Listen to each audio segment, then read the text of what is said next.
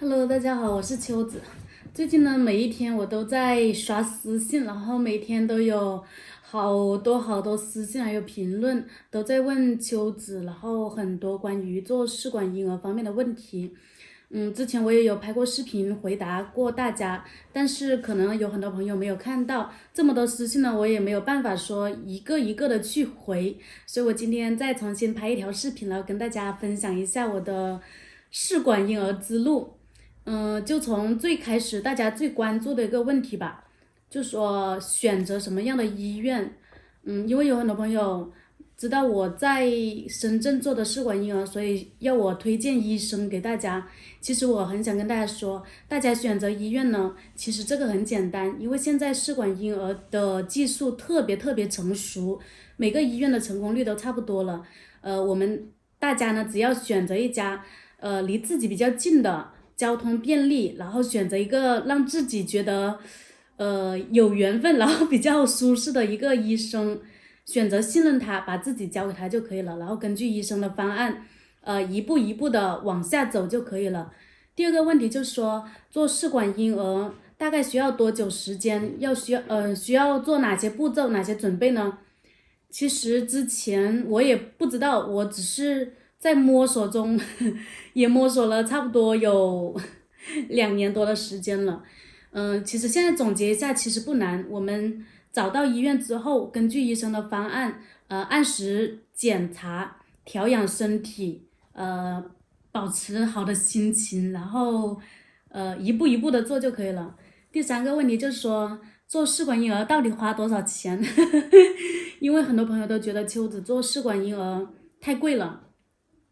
其实呢，秋子这一路走过来非常坎坷，等一下我再跟大家说吧。我就说一下我的总费用，我是花了差不多20万左右，因为我做的是第3代遗传学的筛选，所以这方面呢会比较贵。再加上我平时用的药物啊，还有一些检查，还有来回的住宿费啊、交通费啊这样的，七七八八的费用加起来，这些费用比较高，所以每个人的费用呢都是因人而异。有朋友说，秋子，我也想做试管婴儿，但是看到你用的费用那么贵，我真的是一辈子都做不起。其实大家不要这么想，你要相信自己，然后相信医生。你去医院之后，医生会根据你的自身条件，给你定制一个适合你的方案吧。其实秋子还是一句话，钱咱们可以再挣，但是孩子呢，要趁早生。很多做了试管婴儿的姐妹看到我的视频之后，给我发私信说：秋子，你可以不打针的，可以有一种药叫雪洛酮，还有一个叫安琪坦的黄体酮，可以用来塞的，就不用这么痛苦。但是呢，每个人的体质不一样，然后我呢，医生给我定的方案是黄体酮激注，所以呢，黄体酮激注可能对我来说吸收比较好，所以我就坚持用了医生的方案。最近呢，我也看到了很多私信，然后跟秋子说，秋子特别羡慕你一次就成功了。其实我现在跟大家说一个小秘密，其实这一次呢，我已经是第3次移植了，前2次都失败了。去年呢，怎么说？大家也知道我去年的状态一直都不是很好，所以说去年特别没有信心，而且丫头哥呢也不想让我顶着更多的压力，然后再一次站在那个舆论的风口浪尖，让大家去评论这些事情嘛，所以我就没有拍视频。然后后面我身边很多的朋友，还有就是五湖四海的朋友都给我发私信说，秋子你结婚这么多年，可以去做试管啊，怎么样的。后面我才发现，其实做试管婴儿这个现象呢，并不是说前无古人后无来者啊，身边很多朋友都去做试管婴儿，这是一个普遍的现象。然后后面我慢慢的就想开了，觉得也挺坦然的。丫头哥呢，觉得我今年的状态特别好，所以在大家在丫头哥、在家人还有在粉丝朋友们的鼓励之下呢，我继续踏上了这个试管婴儿之路，而且把自己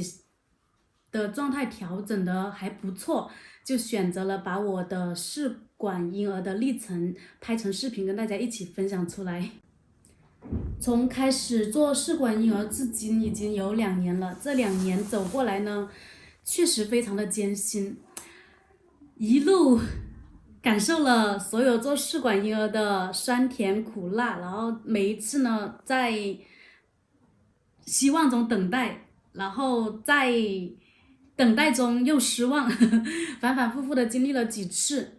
总结了一下，其实做试管婴儿呢，并没有想象中的那么难，它主要的决定试管婴儿的成功，我觉得总结出了2点。第一呢，就是自己的身体要调养好；第二就是胚胎的状态比较好。还有一个就是自身的精神状态也要调整到一个最佳的状态。真的是像怎么说呢？真的是